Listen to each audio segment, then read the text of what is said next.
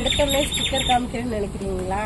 ஆமாங்க, இது வந்து எங்கள் ப்ராடக்டோட எங்களிடம் வந்து எந்த கலப்படம் இல்லாத சல்பர் இல்லாத எண்ணெயும் மசாலாக்களும் கிடைக்கும் என்று நாங்கள் இதை வச்சுருக்கோம். இதில் வந்து நாங்கள் என்னென்ன பொருளெல்லாம் தயார் பண்ணுறோம், அதுக்கப்புறம் இன்னும் அதிகப்படுத்திட்டோம். ஃபஸ்ட்டே அடிச்சது, அடுத்து என்னென்ன இருக்குன்னு நாங்கள் அடுத்தடுத்த வீடியோவில் போடுவோம். நாங்கள் வந்து ஆல்ரெடி வந்து சுண்டைக்காய் பறித்த வீடியோ போட்டிருக்கோம், நீங்கள் பார்த்துருப்பீங்க.